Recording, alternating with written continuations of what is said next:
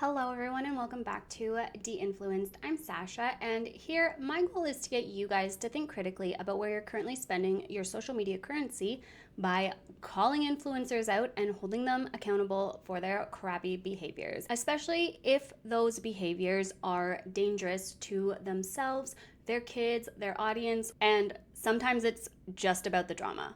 Let's be real. Today, we are diving into a family that has been requested to me multiple times, and a lot of people are asking, why is no one talking about them? So, we're gonna start talking about the Fluellen family. Have you guys heard of them? I have no idea who they are. This is going to be our little dip the toes dive, introducing myself as well as you guys to them, starting the research process, and seeing if they are problematic enough to warrant a deep dive. Let's go, guys. First things first, like we do with any new family that we're checking out, we're gonna go check out their socials and see what they're up to, see what kind of content they make, and why people might be upset with them. Here I have pulled up their YouTube channel to start. They have 5.56 million subscribers on YouTube, which is a lot of subscribers. They seem to be very popular. And if we open up their description, welcome to our family, new vlog every Saturday at 8 p.m. PST. That's it. And then they have Silks Design, which I think is their own clothing line. And their views, they have 6.3 billion views. So that's a lot of views.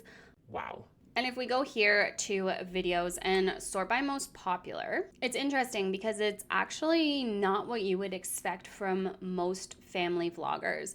So we have probably the pregnancy announcement and stuff like that. So it's a lot of celebrations that are their most popular videos, which is very interesting to me. Trying to teach my husband to braid, join us for our weekend routine. And then obviously we have a pregnancy announcement, but then the next one is Forever Groovy, Harper's birthday vlog, Hayden's sleepover party, 7 years old, Emmett's first birthday party, Harper's realization at the probably the pregnancy announcement and stuff like that. That kind of makes me think that there are a lot of children that watch these people, and based on some of the comments, I would say so. There's definitely a lot of adults, but I'd say there's a lot of children. Get ready with us for vacation, 28 weeks pregnant. They're having another girl, which they had a few months ago, I believe. The thing with the Fluellen family is they don't have a Reddit form or anything. So it's really hard to see the problematic behaviors over time, especially when no one's really talking about them, no one's keeping up with them. And it kind of makes you think, okay, well, why are people upset? Why are people wanting creators to cover them? And this is where I come in to try and figure that out.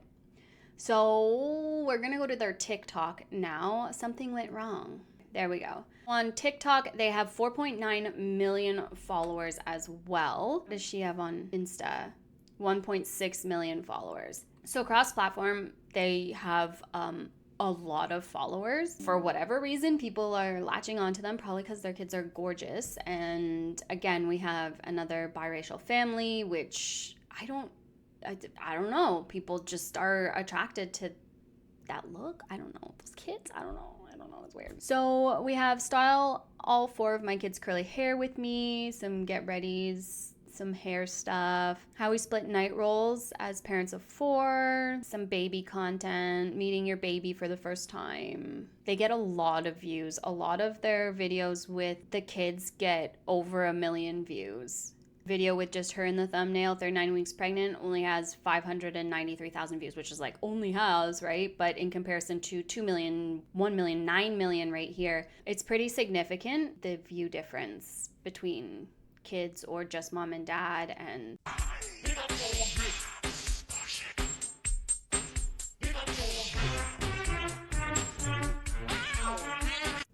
that was Akko Taco is what that was. Kind of funny, kind of super awkward. But upon first glance, they're family vloggers, right? They share their day-to-day lives, and they obviously share their kids a lot.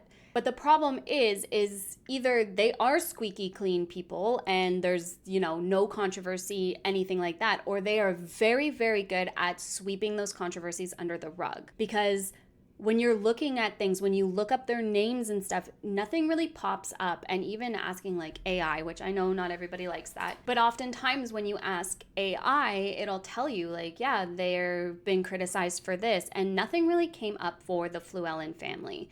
So on Instagram, some of the same stuff. Another influencer coming to see the baby, Christina Tiana, I think. So another child exploiter going to see the baby. Ew, see, this is a creepy comment though, guys. She's so flexible, heart eyes. You have to post more videos when she dances. Wow. Kind of a weird request.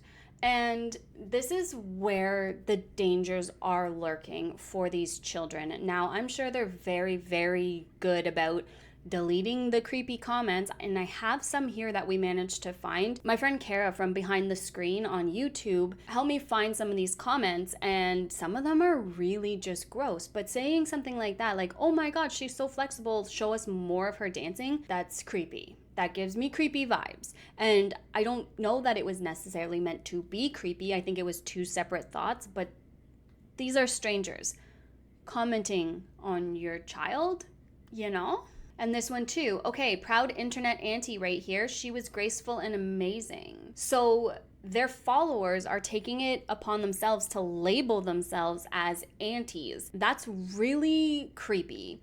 When it comes to talking about parasocial relationships and that level of connection that followers feel that they have with influencers, especially influencer children, that's where this gets dangerous, because that's where people can get obsessive.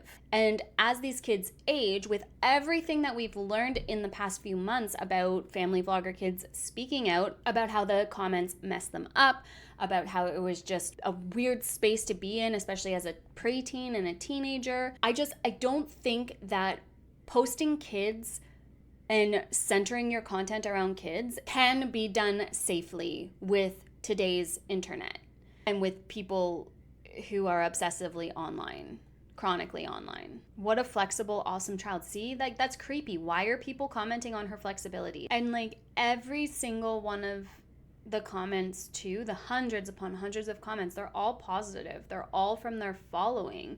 So that's really interesting to me too, to go through and not see a single negative comment. And it doesn't even have to be a hate comment, just a comment questioning, you know, why are you posting your daughter in basically a bra and open chested online? And I understand that dance competitions, they have rules and they have outfits and stuff like that. That's part of it. The costume is part of it. But now we're putting it in front of the eyes of thousands upon thousands of potential predators. And that's where things really start to get dangerous. See, another one, proud internet auntie over here. Like, that's creepy. Don't call yourself an aunt to a child that has no idea that you exist. That is a creepy level of parasocial relationship. And I understand that it's kind of harmless and whatever, but for parents to allow those comments to exist and those people to think that way and think that they're closer to this child than they actually are, well, it just takes one sick person to act on those impulses, to act on that obsession. And by allowing people to label themselves as aunts and uncles and, you know, friends, for God's sakes, well, that's not good digital safety. And I understand they can't go through every comment and delete all of the proud internet auntie. Like, I get that, but obviously it's been allowed for long enough that people have started labeling themselves that. I'm just trying to get to the bottom of these thousands upon thousands upon thousands of comments, apparently. Oh, there's one. What sort of clothing is this for a little girl? Clearly you wear the trousers, as no real mom would allow this nonsense. Here we go. We're getting to them. Please note the amount of likes on this photo compared to the rest and ask yourself why. I used to follow you, but I don't support child exploitation. You're putting your children in serious danger by choosing to do this. Yep. Look at our girl. Like, I don't... Oh my God, at the beginning of the video, I thought I was watching a grown woman. Way to go, Hayden. Congrats on an outstanding job. Another comment on her flexibility. Here's another one. Internet auntie in tears. How beautiful. These people really need to check their parasocial relationships. This is a lot. And I'm sure that they encourage and respond to those comments. They haven't responded to like any comments on this, which is interesting because they usually do. How many freaking comments are there on this?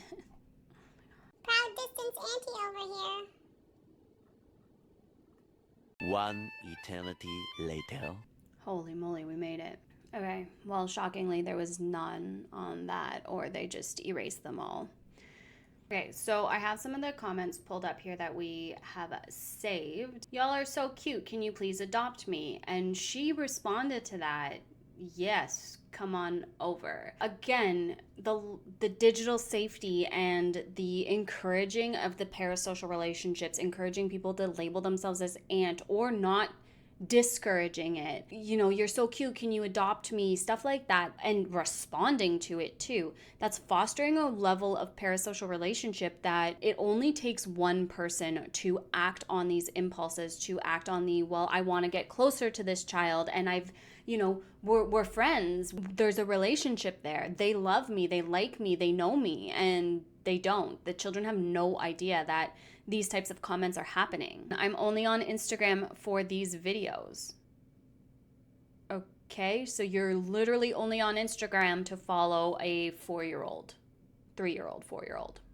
Cool. They did a room reveal for their middle daughter, I guess you could say. When influencers are sharing every aspect of their personal home and basically giving a layout of their home, that gets really creepy. And showing kids' bedrooms, their private area, what's supposed to be their safe space online to thousands upon millions of people, I don't think that should be a thing. I don't think that people should have access to your children's bedrooms. It's just creepy and not safe. One of the comments here is, when will we see Hayden's room? And it's just, I can kind of half be there for the aesthetic and the decorations and getting ideas, but at the same time, this is a child's bedroom. This is their private, supposed to be safe space, and now all these people are like, oh, well, let me in, you know, you share everything, so I have the right to see your bedroom? No, maybe not. And here's another one. Absolutely beautiful. May I join you for a spot of tea, Princess Harper? And this is just on a innocent room reveal room. These people think that they're friends with these children. They think that these children know who they are, and they're like, oh, can I come have a tea party with you? That's creepy. That is creepy, especially because that sounds like it's probably from an adult. It's not from a child, because what child would say, may I join you for a spot of tea? Too creepy. Proud pretend internet auntie right now. They growing so fast. My son starts high school tomorrow. Can you make me a Harper, please? Making me suffer is cruel, and you know it. Please, me too. And me, she makes me laugh. I get it. I get that she's a cute, sassy, funny kid, but she's also been groomed to perform for the camera. This is the only life she knows. And I'm sure this kid is very smart and knows that the funnier and more performative she is, the more stuff she gets from her parents, or the more attention she gets from her parents. Because right now, for most family vlogger kids, attention is being filmed. And that's the only time that they get attention from their parents. Obviously, I haven't done much research on these guys. I don't know if that's the case. And, you know, they post a lot, so it's kind of making you feel like it's the case, but it's very possible that they do spend time with their kids and they go on vacation. We circle back to a pro for family vlogging is it does allow them to provide a really cool room for their daughter or go on vacation and provide a good life for their kids. However, the kids are also put to work daily. They get home from school, and instead of being able to chill, they have to work because they have to film content. On the weekends, it's all about filming content because that's the time the kids are home. They never get a break, and they're forced to work. If not, they are bribed or coerced to work most of the time. And it's just, is that okay? Is it okay to force children to work to keep your social media afloat? So Aaron here should probably be investigated. Goddamn fine. Done. Check. Cute, but crop tops for little girls and then posting it on the internet, please protect them. You guys have a great channel though. I don't mean this to be a troll comment, lol. Yeah, exactly. Here's another one on a video of Harper. I collect cute children.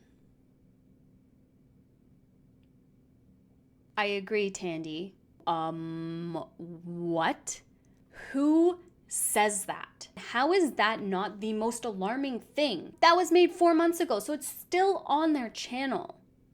And that's recent too, which means that it's probably happening often and they just don't catch it fast enough. Or they get so many comments that some of them slip through. It's so unsafe and such a toxic place to subject kids to. And the total lack of digital safety and awareness, it's sad. It's really sad. They seem to be posting family activities and little funny family skits on TikTok, like the siblings anthem, for example.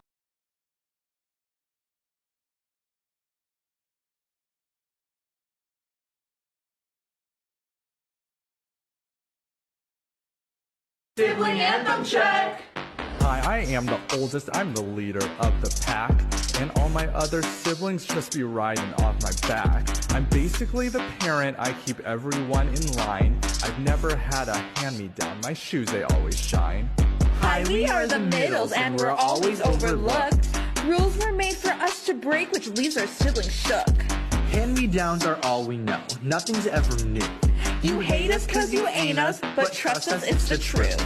Hi, I am the youngest. I'm my family's pride and joy. But when my it's siblings were every single involved day, in when the the day kids are that in I was all of born. the content, I when walk there is into an the room, obvious all the spike attention goes in to me. views when I the get kids are in the anything I content, want with just when a there's mommy, creepy daddy, comments please. like this, it should raise red flags for parents, and it doesn't. Or they don't care about their kids' mental health and well-being and their digital safety and what digital footprint that they are building for their children. Right? Maybe as Harper ages, she's not going to want to be labeled as the rebellious, as the spunky child, as the sassy child, right? But here we are plastering them all over the internet and allowing strangers to shape their personality. And why do I say that? Because the parents agree with it. And it just not encourages, that's not the right word. It enables the behaviors to keep going and that labeling, and it just strengthens everything. What age is I don't want to watch you, so don't watch. I hate the little girl in the middle. That's disgusting. These kids are already getting hated on. That's not okay. And sure, they might not see these comments now, but as they age, they are going to get comments like that. And it's very, very hard to navigate hate comments as an adult, let alone as a child. Children should not be subjected to that kind of stuff, and they are in the family vlogger realm. And then why does it keep going? Well, because it's giving them this fancy, exuberant lifestyle that they've always dreamed for, at the expense of their children's mental health and well-being. Do you live in America? You light up YouTube. We wish we could meet you. We love you. We all want to meet you. If you ever go away or stop YouTube, we will miss all of you. That's and that's the last comment that I have. I'll continue to see what I can dig up, see if there's a deep dive warranted, but at a surface level, it's the child exploitation that is the biggest problem. But I don't see them ever taking their kids down off the internet because it's literally the only thing that makes them money. They would not get any views if they took their kids down. And another thing that I have a problem with is they've used their kids multiple times for clapback videos, and that's just not okay in my opinion. I don't think it's okay to use your baby in a video that you're clapping back towards a racist comment or a hate comment or anything like that, because you're involving your kids in that controversy and that drama, and kids don't deserve that. They really don't. And there are ways to talk to your children about real world stuff that happens, but using your kids to clap back at a hate comment that was probably just a troll trying to get you to clap back, it's just, I don't think that's okay. And I don't think that children should be at the center of that. And that all circles back to the fact that children shouldn't be the center of anyone's content. Let's be real. But like I said, if anyone out there knows anything more about them, anything that I've missed, it's very hard to dig up dirt on this family because they've scrubbed the internet clean and continued to do so. So let me know down below what you guys think, if you've been following them for a while and saw the change over time and saw different controversies or things come up and be yeeted off of the internet existence. Please let me know down below. Obviously, they're horrific child exploiters. And yeah, it's very obvious that they would flail without their children. And the comments that they get are super alarming and creepy and should be a red flag for any parent to take their kid off the internet. And I don't know why it's not a red flag. I guess it's because they weigh the pros and cons. Oh, one creepy comment versus, millions of dollars, which is really gross in itself.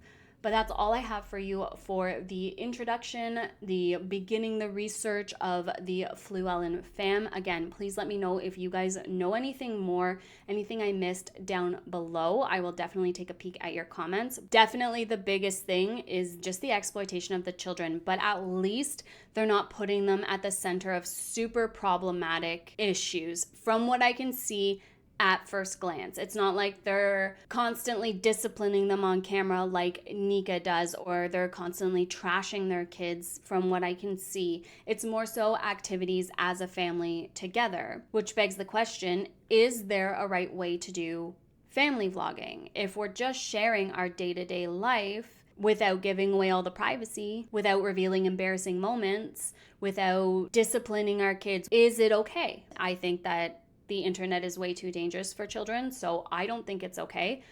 But I also don't think that these people are necessarily the worst of the worst when it comes to child exploiters, if that makes sense. I hope you guys are having an absolutely fantastic day. Forever losing my headphone. Please don't forget to like and subscribe before heading out, and I'll talk to you guys soon. Bye, guys.